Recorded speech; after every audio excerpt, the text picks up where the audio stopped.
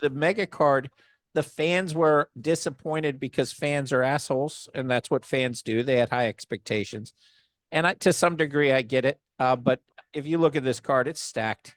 This is a Yeah. fucking stacked ass card. Dana delivered. We've got fights that even the first fight on there, Figueredo versus Cody Garbrandt. That's the Could be a headliner. flyweight fight, opening fight. Bad motherfuckers that are just going to go at it. Former champions could be a headliner. 100%. Yeah, if you look at this fight, there's a picture that I had, and it lays out all the former champions and current champions in this card. It's like there's like 12 champions or former or current champions, and maybe it's even more, but you're looking at a card that's just ridiculous. Like you cannot find that on any fight card ever. You're not going to find that many former or current champions for any fight card ever. It's just ridiculous. So I'm excited. Let me confirm the 12. It might be more. I have the picture right here. 1, 2, 3, 4, 5, 6, 7, 8, 9, 10, 11, 12 current or former champions are fighting in this card. That's insane. That's unreal. Yeah, and it's just and if you look at where everyone's at in the card, you got Kayla Harrison and Holly Holm, which is like a female super fight. It is. Harrison is so fucking jacked. Did you see the picture of her? Yeah, and dude, for her, that girl makes one. Eric, Kayla walks around at 170 as a female walking around. A female has a harder time cutting weight than a male for obvious reasons, for the hormonals mainly. More fat, less testosterone, more and less muscle. It's very difficult for females to cut. But dude, she walks around at 170 and she's a big fucking female. And I'm not doubting. Listen, I've never been I like Holly, but I've never been a fan of her fights because I feel like it's Holly won a decision. Let's give her a title fight. Holly won another decision. She lost her last title fight. She won another decision. Let's give her another title fight. And it's like, come on. But I'm not going to counter her out. After watching her fucking go out there and just destroy Rousey, I'm never, ever going to counter her out because that girl had the world against her. And she's got a lot of people against her tonight, too. And Kayla's fighting one weight class down from where she was fighting in PFL. So I'm curious how one, her cardio is going to be, and two, how much more physical she's going to be able to be just with her wrestling and judoka fucking background. Like, I feel like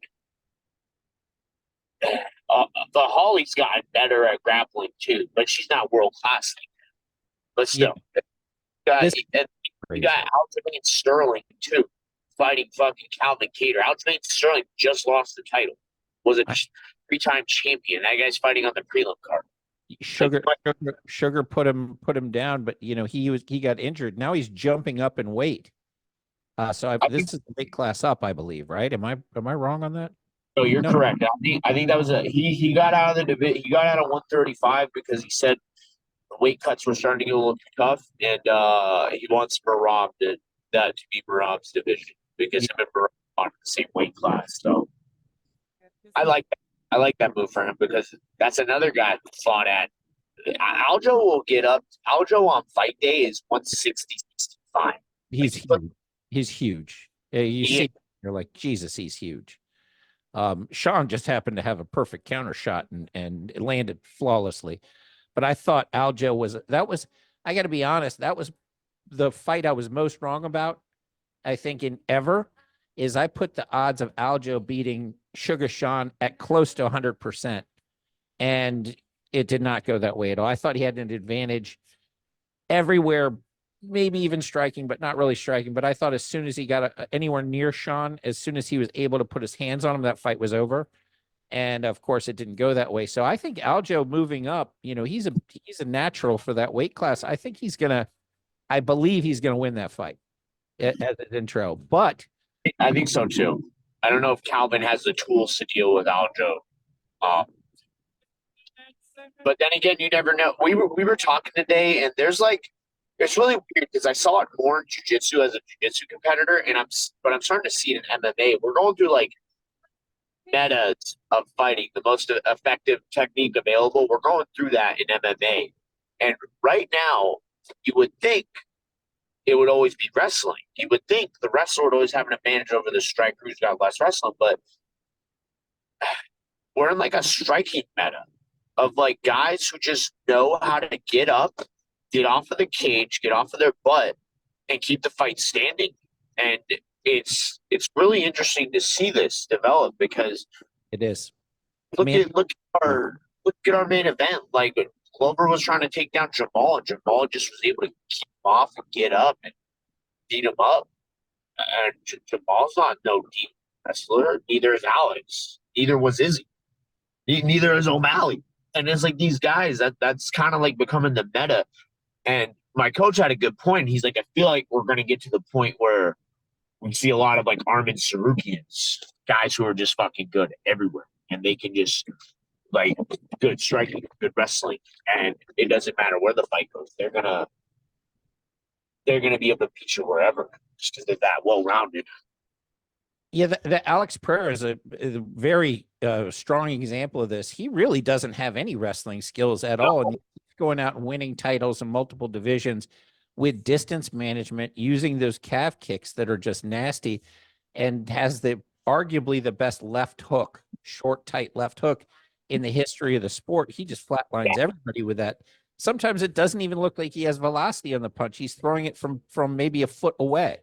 And The just punch he hit Yuri with, yes, it was he didn't have more than 2 feet, 3 feet to wind up. And unbelievable torque on a small, tight little shot, and it was over. You got to be really careful with Poatan. And in the weigh-in yesterday, he looked huge compared to he looked like he looked like 4 weight classes up. they did. Did you see on Instagram this morning? He's up to 230 this morning. He woke up at. Yeah, he'll look tiny compared to him. Yeah. I think this is going to be an explosive fight. Right now in Vegas, it's pretty even, but I saw Drake put like $675,000 on Pereira, and somehow he was a dog in that. I think Hill wins. I think he finds a way. He's a bit of a dog, but when I saw the sizes, I'm like, ooh, I don't know about my initial prediction might be shit. It's a good matchup for Pereira because Hill is not, Hill likes to throw. I think there's no person in UFC that Hill's going to say, you know what, I'm not comfortable being on my feet. And that really lines up for a great main event. Somebody's getting knocked the fuck out in this fight. It's my opinion. I think if Alex wins, it's off of setting him up with calf kicks in the early rounds. And then I think he just eventually is able to start walking forward on Jamal. But man, Jamal's got really underrated striking. The guy has insane reach. I think he actually has longer reach than Alex, being a couple inches shorter. His body lengths are interesting sometimes. But I think I'm not even going to call on that fight out, but that's the one fight on the card I won't. I think that's a coin toss. Whatever side it lands, it's the same bet. It's a toss-up. I mean, Hill is so good. Hill just fought basically a fucking Loch Ness monster in Texera and won.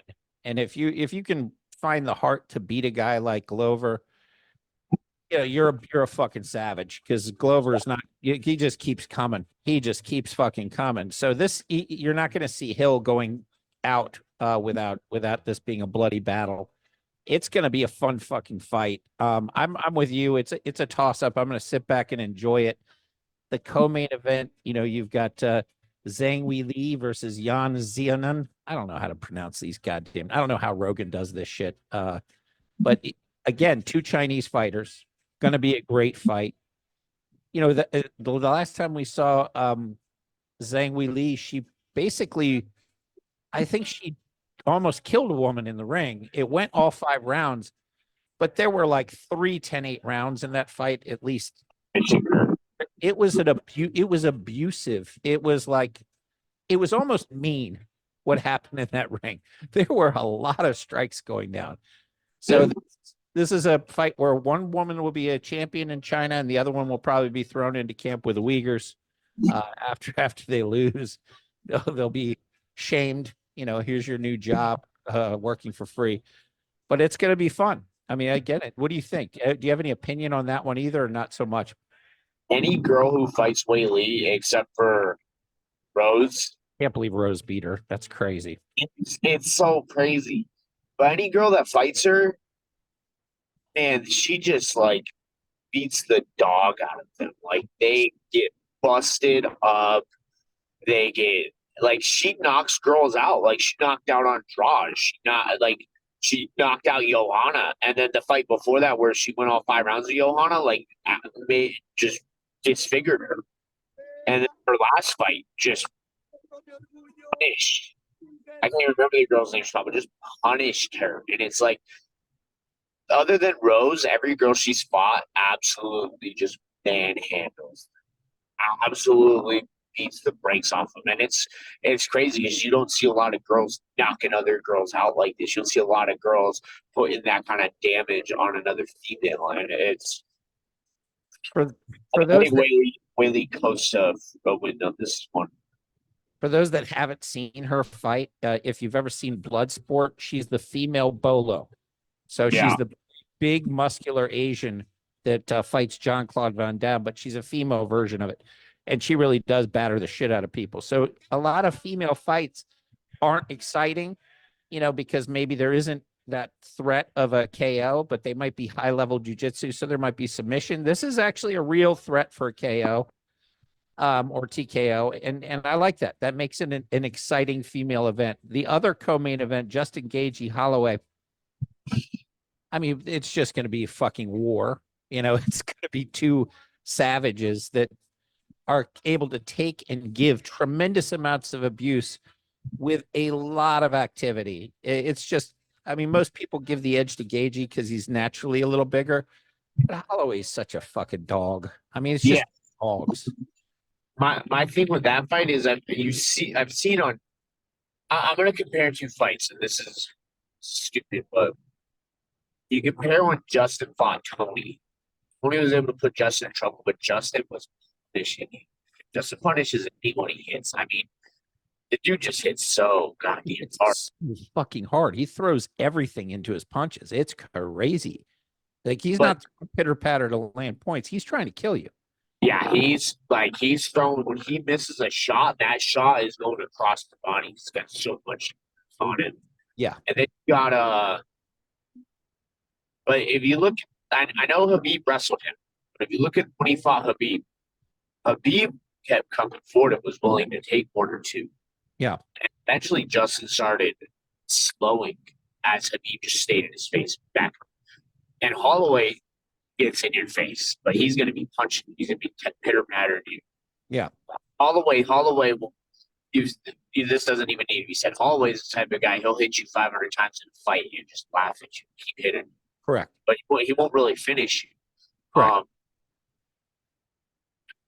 It's almost like Nate Diaz, but with better striking skills in the sense that he just keeps peppering you.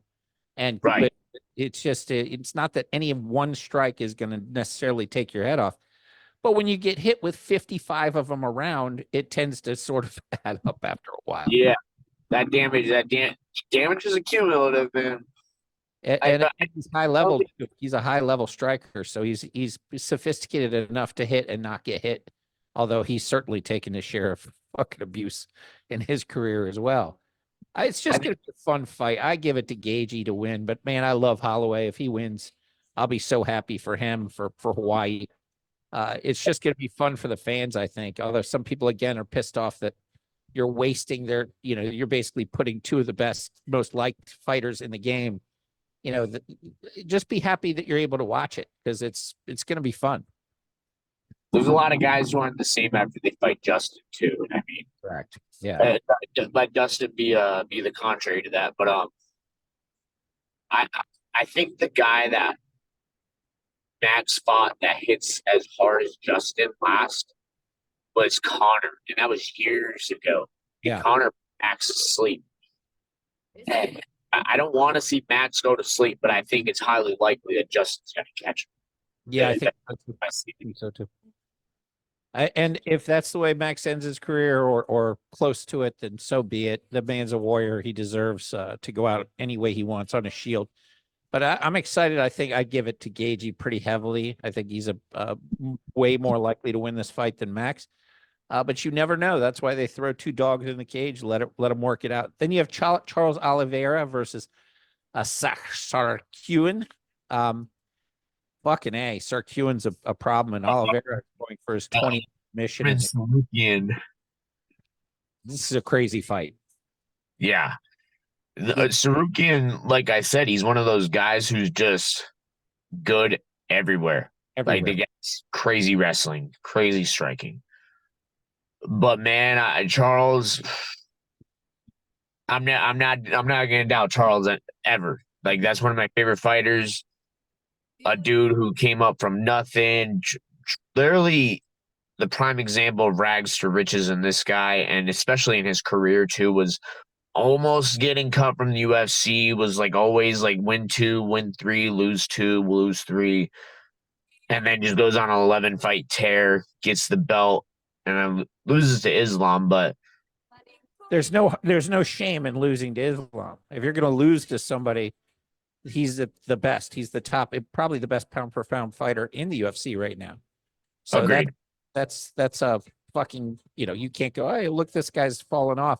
He's been consistent as can be with 20 finishes in the cage. That's a record, I believe. Records, most submission finishes in professional mixed martial arts as well. And I'm not just talking UFC. I'm talking professional, like recognized organizations. He's got the most finishes in the world. That's crazy. So the last one, I know you got to run. We have a wrestler, Bo Nickel, who's learned how to punch in the last couple of years and happens to have a shitload of power versus Cody Brundage. I mean, Nickel's such a fucking animal. I know that the sport's getting away from wrestling, but Cody still, you're talking about at some point, does Bo's lack of experience, as he's learning on the fly, does it catch up with him when he starts stepping up in competition? So this is his first, I believe, his first real fight in the UFC. The last one was taken on 10 days notice or whatever the case is. Brundage is on a 2-fight winning streak. So Cody's very well-rounded too. Like, and Cody had a real good point. We haven't seen Bo fight a guy who's good with his jiu-jitsu. We haven't seen Bo fight a guy that stuffs the first takedown and knows that the punches are coming. We've kind of just seen like Bo go out there and speed run his fights. You know what I mean? Like he goes out there and finishes these guys. And I don't think Cody will win, but I think Cody will be his first test. I think Bo's going to be. There's one thing you can't ever take away from guys like Nickel is the dude was an All-American, one of the best in the world in wrestling, in the high level. His work is crazy. Yeah, and when it comes down to it, if he needs to dig deep and pull the dog out on him, he's gonna. And unless Cody catches him, I think Bo's gonna go out there and if he has to, he'll grind his ass off every round. 100%. He's the last person you really want to see. It's a Muay Thai versus wrestling, really is the kind of the core matchup there. It's going to be fun. It's going to be a challenge, but I think Bo just eats him alive right now. And Bo should, if he keeps on this trajectory, he'll be the champ at 185, in my opinion. Agreed. Well, get running. I love you to pieces. What time do you get off? Are you going to be able to watch any of the fights? I hopefully will be off by the time the main card starts. That's what I'm hoping. Good deal, brother. My gym rented out a theater to watch it tonight, and I was supposed to be off, but here I am. So I will not ruin any of it for you, so you can watch fresh. But be safe, have a blast, and we'll catch up. If you're watching, text me. If not, we'll catch up later this week. But congratulations, 2-0. Here's to 3-0. Keep up the great work, and we'll talk soon. Yes, sir, brother. Talk to you soon. Love you, man. Be safe. Love you too, brother.